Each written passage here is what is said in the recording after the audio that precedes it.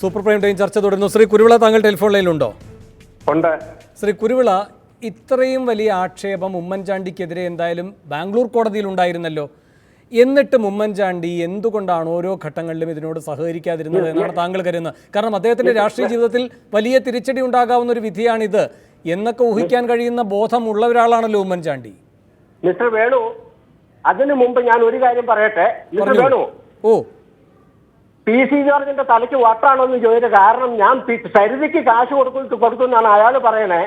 സരിതയും ഞാനും ഇന്ന് വരെ കണ്ടിട്ടില്ല, സംസാരിച്ചിട്ടില്ല, അവരാരാന്ന് എനിക്കറിയില്ല. സരിതയുടെ ഇത് വരുന്നതിന് മുമ്പ് തന്നെ 2012 ഞാൻ കംപ്ലൈന്റ് കൊടുത്ത 2013 ഏപ്രിൽ 3 കേരള ഹൈക്കോടതി റിട്ട് ഫയൽ ചെയ്ത് വെച്ചാൽ ഞാൻ ഈ സരിത എന്ന് പറഞ്ഞ ആളിന് ഞാൻ 1,05,00,000 കൊടുത്തു എന്നാണ് PC ജോർജ് പറയുന്നത്. അയാൾ ഏത് പ്രാന്താശുപത്രിയിൽ ഇറങ്ങി വന്നതാണെന്ന് ചോദിക്കേ. ഹലോ, കേൾക്കുന്നുണ്ട്.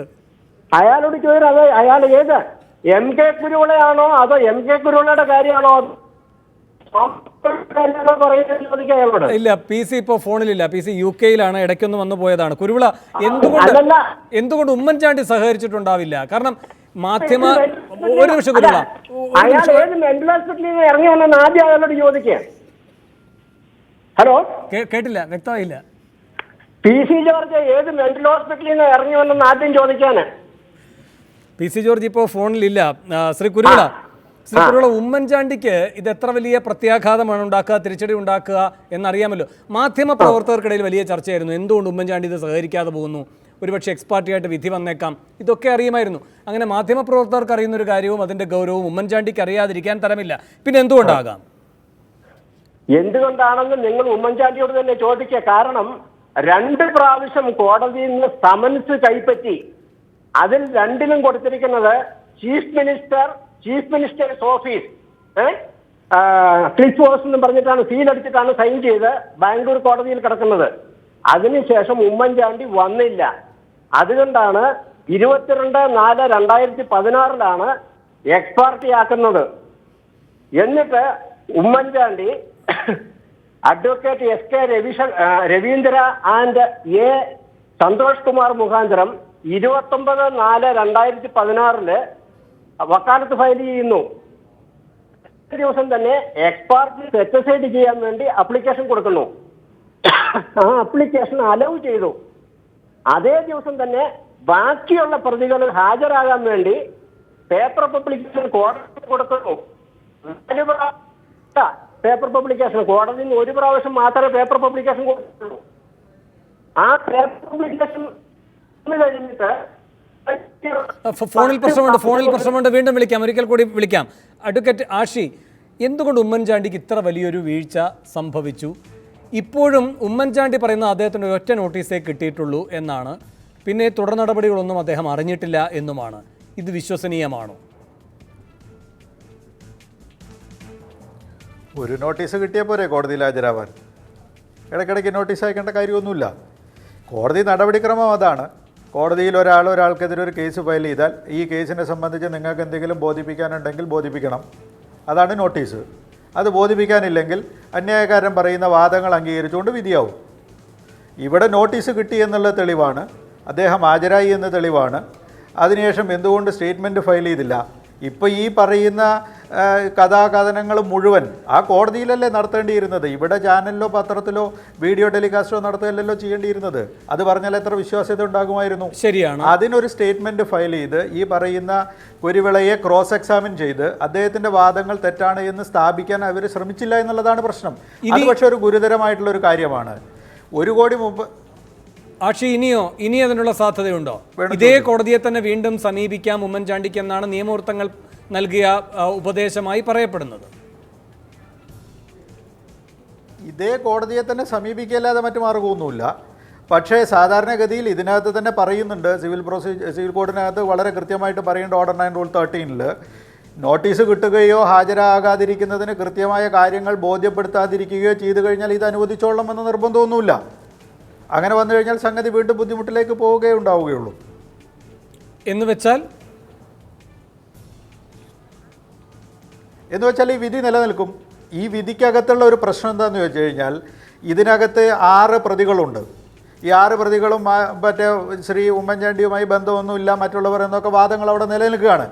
പക്ഷേ ഈ കേസിൽ ഈ 6 പ്രതികളും സ്വീകരിച്ചിട്ടുള്ള സമീപനം ഒന്നാണ്. അവരാരും തന്നെ ഈ കേസിൽ ഹാജരാകുന്നതിനോ സ്റ്റേറ്റ്മെൻറ്റ് ഫയൽ ചെയ്യുന്നതിനോ ഈ അന്യായക്കാരൻ്റെ തെളിവുകളെ ഖണ്ഡിക്കുന്നതിനോ ശ്രമിച്ചിട്ടില്ല. അപ്പോൾ ഇതിനകത്തൊരു പൊതു ഉദ്ദേശമുണ്ട് എന്നുള്ളത് വ്യക്തം.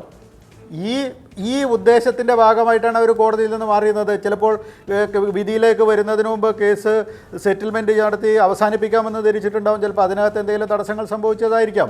അല്ലാതെ ഒരു സാഹചര്യത്തിലും ഒരു അഭിഭാഷകനെ ഏർപ്പെടുത്തിയതിന് ശേഷം ആ കേസിൽ നിന്ന് പിന്മാറി പോരേണ്ട ഒരു സ്ഥിതി ഉണ്ടാകാനുള്ള സാഹചര്യം ഇത്രയും ദൂരവ്യാപക പ്രത്യാഘാതം. വിഷ്ണു, 2 കാര്യങ്ങൾ. ഒന്ന്, ഈ ബാംഗ്ലൂർ കോടതിയിലെ നടപടികളിൽ ഒരു സമാന സ്വഭാവം ആരും തമ്മിലാണ്. ഉമ്മൻചാണ്ടിയും മറ്റു പ്രതികളും തമ്മിലാണ്. അവരെല്ലാവരും നിസ്സഹകരിക്കുകയാണ്, ഉമ്മൻചാണ്ടിയും നിസ്സഹരിച്ചുകൊണ്ടിരിക്കുകയാണ്. അവിടെയാണ് ശ്രീ ആഷി പറയുന്നത് പോലെ ഒരു ധാരണ പരസ്പരം ഉള്ളതുപോലെ ഒന്നൊന്നിന് സംരക്ഷണമാകും എന്ന് സന്ദേഹിക്കാവുന്നൊരു നില വരുന്നത്. 1. 2, സർ, ഈ കോടതിയോട് സഹകരിക്കാതിരിക്കുക എന്ന് പറഞ്ഞാൽ ഇവിടെ സോളാർ കമ്മീഷനോട് ഉമ്മൻചാണ്ടി നിസ്സഹരിക്കുന്ന ഒരു നിലപാടെടുത്തിരുന്നെങ്കിൽ എന്താകുമായിരുന്നു? അതുപോലെയുള്ളൊരു സമീപനമാണിത്.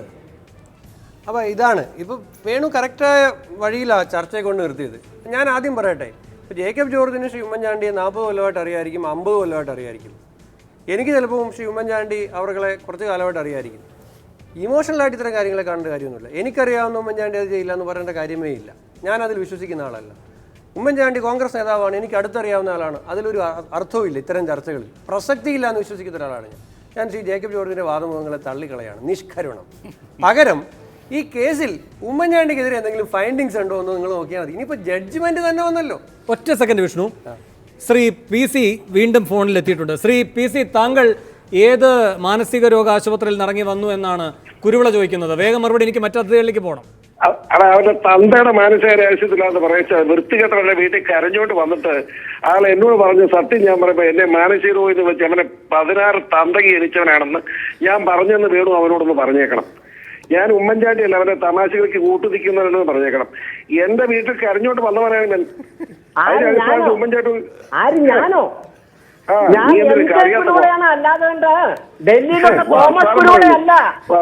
തെറ്റിദ്ധരിച്ചിരിക്കുകയാണ്. ഞാൻ MK കുരുള, ബാംഗ്ലൂർ വ്യവസായി. ഇല്ല, ഈ നിലവാരത്തിലേക്ക് ഈ ചർച്ചയ്ക്ക് പോകാൻ കഴിയില്ല. 2 പേർക്കും നന്ദി. ഈ ചർച്ചയിൽ പങ്കെടുത്തതിന് വിഷ്ണു തുടരാം. അപ്പോൾ ഇമോഷണലായിട്ട് വ്യക്തിപരമായിട്ടൊന്നും കാണേണ്ട കാര്യമില്ല.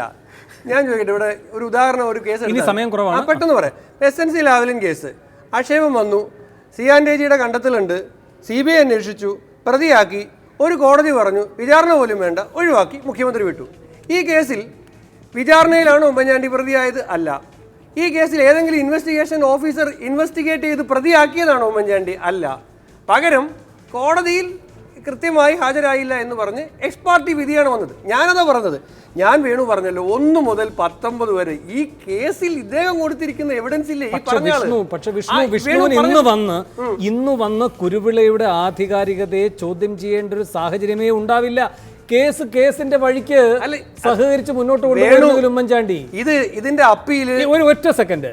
കേരളം കഴിഞ്ഞ 5 വർഷം കേട്ട എന്താണ്? നിയമത്തിന്റെ വഴിക്ക് പോകുമെന്നാണ്. ബാംഗ്ലൂരിൽ നിയമത്തിന്റെ വഴിക്ക് പോയി, അതിനൊപ്പം പോകണ്ടേ ഉമ്മൻചാണ്ടി? ഞാനൊരു കാര്യം പറയട്ടെ, വേണുവിന്റെ ചോദ്യത്തിന് ഞാൻ മറുപടി പറഞ്ഞില്ല. വേണു ചോദിച്ച ചോദ്യമുണ്ട്. ഈ സോളാർ കമ്മീഷൻ ആണെങ്കിലും കേരളത്തിൽ ഉമ്മൻചാണ്ടിയുമായി ബന്ധപ്പെട്ട ഏതെങ്കിലും കേസുമായി നിസ്സഹകരിച്ചിട്ടുള്ള ഒരാളാണ് ഉമ്മൻചാണ്ടി.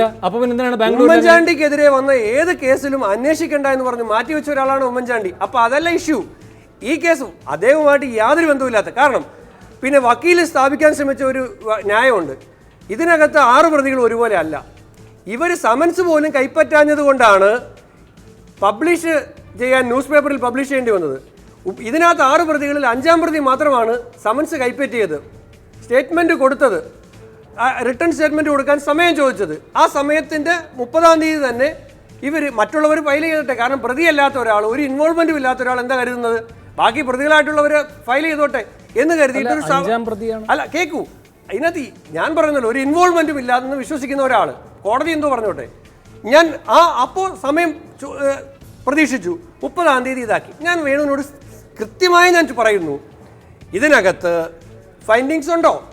ഇൻവെസ്റ്റിഗേഷനിൽ പ്രതിയായിട്ടുണ്ടോ? അതൊക്കെ കോടതി പറയേണ്ട അല്ല, കാര്യങ്ങളല്ലേ അല്ലല്ല, വിഷ്ണു? കോടതി അതിനോട് സഹകരിക്കാതിരുന്നിട്ട് കോടതിയുടെ ജഡ്ജ്മെന്റിൽ ഉണ്ടോ ഞാൻ ചോദിക്കുന്നത്. ഈ ജഡ്ജ്മെന്റിൽ ഉണ്ടോ വേണു പ്രേക്ഷകർക്ക് വേണ്ടി പറ. വിഷ്ണു, ജഡ്ജ്മെന്റിൽ ഉണ്ടോ ഇല്ലയോ എന്നതല്ല, 6നെയും ഒന്നായി കാണുന്നു. 6 പേരും കൂടി അല്ല, അത് ഞാനൊരു 6 മാസത്തിനകം ഈ പൈസ തിരികെ കൊടുക്കണം. ഒരു കഥയില്ല. ഇതൊരു ഉയർന്ന കോടതി. ഒറ്റ നിമിഷം, ഉയർന്ന കോടതിയുടെ കാര്യം അവിടെ നിൽക്കട്ടെ വിഷ്ണു. ഒരു നിമിഷം, ഇൻവോൾവ്മെന്റ് ഇല്ല എങ്കിൽ ഈ കോടതി വിധിയിൽ ഉമ്മൻചാണ്ടിക്ക് ഇൻവോൾവ്മെന്റ് ഇല്ല എന്നാണ് വിഷ്ണുവിന്റെ വാദഗതിയെങ്കിൽ ഈ 1 കോടി 60 ലക്ഷം കൊടുക്കുന്നതിൽ ഉമ്മൻചാണ്ടി ബാധ്യസ്ഥനാണോ അല്ലയോ? അല്ല, ഞാൻ ഇപ്പോഴത്തെ നിലയിലാണോ അല്ലയോ? വേണു അത് വിധി പറയുമ്പോഴാണല്ലോ മറ്റൊരു കോടതി മറ്റൊരു കോടതി ഇത് പിന്നെ റദ്ദാക്കുന്നത് വരെ അത് ബാധകമാണെന്ന് ഒരു ചോദ്യത്തിന്റെ ആവശ്യം തന്നെ ഇല്ല.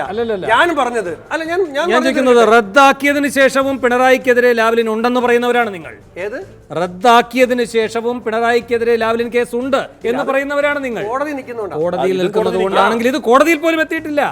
ഇപ്പോൾ ഒരു കോടതി വന്നിരിക്കുന്നു, ഇനി വരാനിരിക്കുന്ന കോടതി, ആ കോടതിയിൽ വരാനിരിക്കുന്ന വിധി, അതിന്റെ പിന്തുണയിൽ. അല്ല, ഞാൻ പറയട്ടെ വേണു, ഞാനൊരു കാര്യം പറയട്ടെ. വിധി വന്നത് ആരായാലും അംഗീകരിക്കണം. ഞാൻ അത് അംഗീകരിക്കുമല്ലോ. ഞാൻ പറഞ്ഞത് ഈ വിധിയിൽ എന്തെങ്കിലും ഉണ്ടോ എന്നാണ് ഞാൻ ചോദിച്ചത്. ഇതിനകത്ത് ഉമ്മൻചാണ്ടിക്കും വക്കീലിന്റെ വാദം പറയാൻ എനിക്ക് സമയം തരണം. കാരണം ഇനി ആകെ കഷ്ടി അല്ല, ഞാൻ ഒരേ സ്വഭാവത്തിലാണെന്ന് പറഞ്ഞു. ഈ പരാതി കിട്ടിയ ഉടനെ ഈ ബാക്കി 5 പ്രതികൾക്കെതിരെ നടപടിയെടുക്കാൻ പറയുകയും അന്ന് ഒറ്റ രാത്രി കൊണ്ട് FIR ഇടിക്കുന്നതിനുള്ള തീരുമാനമെടുത്ത് FIR ഇട്ട് അവരെ അറസ്റ്റ് ചെയ്യുകയും ചെയ്ത ഒരു മുഖ്യമന്ത്രി പ്രതികളോടൊപ്പമാണെന്ന് ഏത് വക്കീൽ പറഞ്ഞാൽ. റഹീമിലേക്ക് വരാം. അതിവേഗത്തിൽ എനിക്കൊരു ഇടവേളയ്ക്ക് ശേഷം തിരികെ എത്താം.